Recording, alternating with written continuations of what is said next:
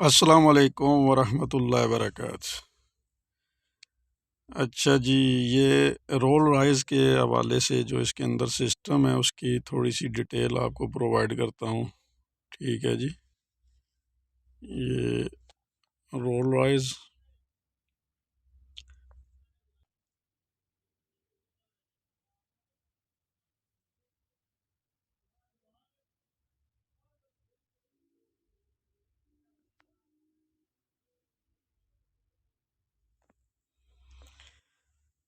अच्छा जी, ये इसकी मेन विंडो आ गई। ऑटोमेटिकली सर्च, मैनुअल सेलेक्ट और स्पेशल फंक्शन रीसेट सर्विस। ठीक है जी। तो मैनुअल सेलेक्ट के अंदर रोल राइज़। अच्छा जी, R22। ठीक। ये जिस तरह बाकी गाड़ियों के सिस्टम होते हैं कि इनको 3 हिस्सों में डिवाइड किया गया है। ठीक है, ड्राइव, चेसिस और बॉडी। ड्राइव के अंदर जो सिस्टम होते हैं वो इंजन कंट्रोल होता है, इंजन सिस्टम होता है, ट्रांसमिशन होता है। ठीक है, इसी तरह जो कार एक्सेसरी सिस्टम होता है, ठीक है, उससे रिलेटेड डिफरेंट है। तो यहाँ चेक करते हैं ड्राइव के अंदर जो है सिस्टम,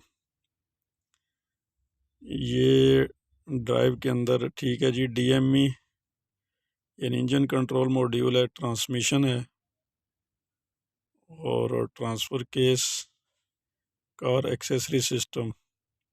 ठीक है, गेयर सेलेक्ट स्विच। तो जिस तरह नाम से ज़ाहिर है कि ये सिस्टम क्या है और इनके फंक्शन क्या हैं। ठीक है जी, ये इसके ड्राइव के अंदर हैं।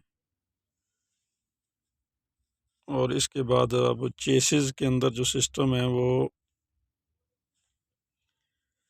अच्छा जी, टायर प्रेशर कंट्रोल।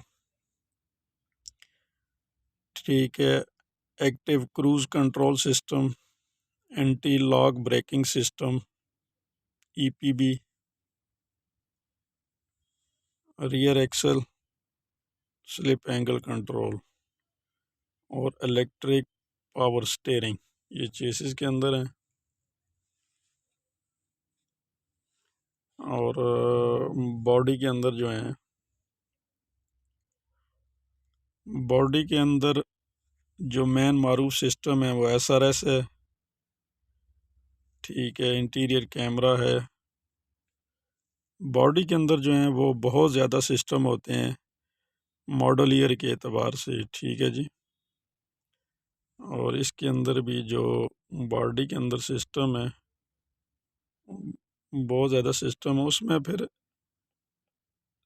मैन्युफैक्चर ने सारे सिस्टम दिए होते हैं और फिर मॉडल के एतबार से जो जो सिस्टम गाड़ी के अंदर इंस्टॉल होगा, ठीक है, वो आपको उसको स्कैनर को एक्सेस मिलती रहेगी। ठीक है जी, इंटीरियर कैमरा है, coach door module, all round view camera.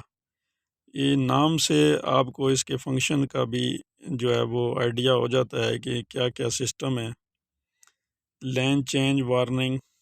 ठीक है, किसी भी DTC की सूरत में तो आप जो है एक तो जो DTC हैं उनकी कैटेगरी पहले ही जो है वो एक्सप्लेन है कि P टाइप, ठीक है, इसी तरह C टाइप चेसिस से रिलेटेड हैं और B टाइप जो हैं वो बॉडी से हैं। ठीक है, तो उस हिसाब से DTC के हिसाब से आप जाएंगे तो जो सिस्टम में जो फॉल्ट है उसको आपने वो करना है। Lane change warning, automatic luggage compartment light. ठीक है जी, सेंट्रल गेटवे मॉड्यूल,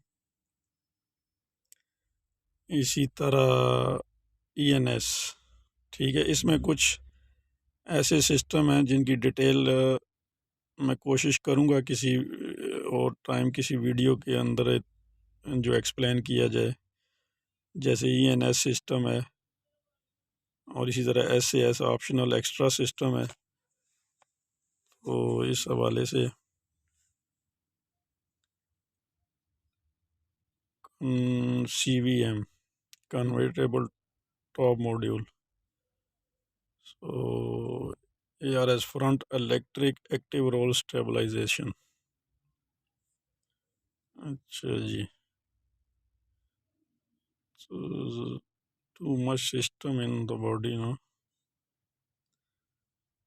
कोई डोर।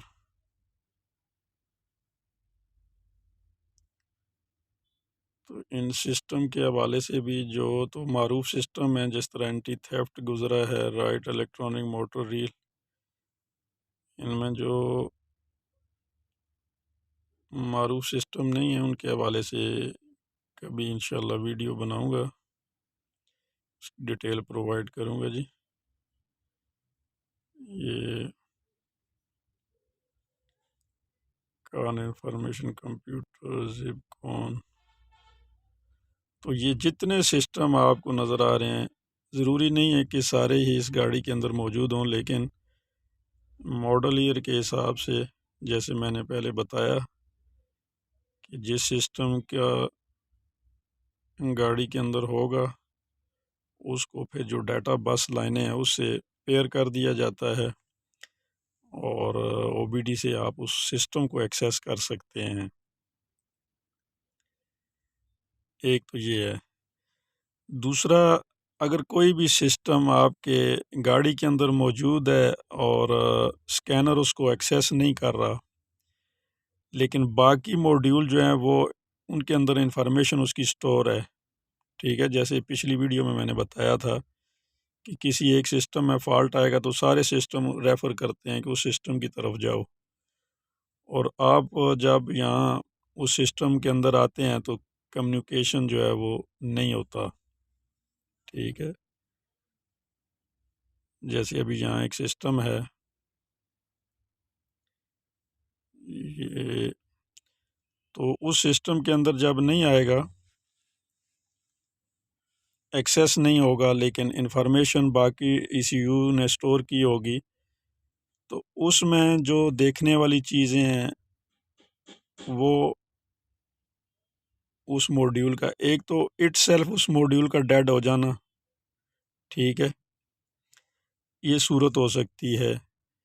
दूसरा, उस मॉड्यूल में कमी बेशी यानी पावर का मसला हो सकता है, पावर पॉजिटिव और नेगेटिव ग्राउंड दोनों में से किसी एक के मिसिंग होने की वजह से, या फिर जो डाटा लाइनें हैं, डाटा बस लाइन है, ठीक है, वो उसके अंदर मसला है या वो डिस्कनेक्टेड है, ठीक है। तो वो भी, अगर उसमें भी कमी होगी इन चार चीज़ों में से किसी एक से भी, तो मॉड्यूल आप एक्सेस नहीं आपको मिलेगी, ठीक है। तो उस फिर आपने जाके डायग्राम के मुताबिक उसके पिन आउट्स चेक करने हैं, पावर, ग्राउंड और डाटा लाइन, ये जब आप क्लियर कर लेंगे उसके बाद फिर यूनिट की नंबर आता है। इन गाड़ियों में अमूमन जो वायरिंग है उसका मसला बहुत कम देखने में आया है, ठीक है। ज़्यादातर जो है वो मॉड्यूल फॉल्टी हो जाए किसी वजह से तो ये हो जाए, जैसे पार्क असिस्ट है, अब यहाँ मैं इसको क्लिक करता हूँ, ठीक है। तो ये अब communication error with vehicle ECU, please confirm whether the vehicle has equipped with this system. एक तो वो ये कह रहा है कि आया ये सिस्टम इस गाड़ी के अंदर है भी है या नहीं है, अगर है तो फिर इसको चेक किया जाए, whether this system is electronic control system. हाँ, ये सिस्टम इलेक्ट्रॉनिक कंट्रोल है या कोई और चीज़ है जिसको आप एक्सेस करना चाह रहे हैं, ठीक है। और whether diagnostic connector is correct connected, वो भी डिटेल आ गई। तो वो तो हमने चेक किया है, डायग्नोस्टिक कनेक्टर सही कनेक्टेड है, इसीलिए तो एक्सेस मिली है, बाकी जो सिस्टम है, ठीक है। Whether ignition switch is on, obviously on. If all operation are normal, send the win car model and model year to us. तो वो फिर आपको बताएंगे कि ये सिस्टम इसके अंदर इक्विप्ड है या नहीं है। तो ये डिटेल है इसकी। ठीक है जी। तो ये जो बाकी सिस्टम है इनकी एक्सप्लेन के लिए इंशाल्लाह इनके सिस्टम को एक्सप्लेन करने के लिए एक वीडियो मैं बनाऊंगा। ठीक है, तो ज़्यादा से ज़्यादा मेरे इस चैनल को सब्सक्राइब करें, शेयर करें और कमेंट्स में ज़रूर बताया करें आपको वीडियो कैसी लगी है, क्या देखना चाहते हैं। ठीक है जी, मुझे दें अगली वीडियो तक के लिए इजाज़त। अल्लाह हाफ़िज़।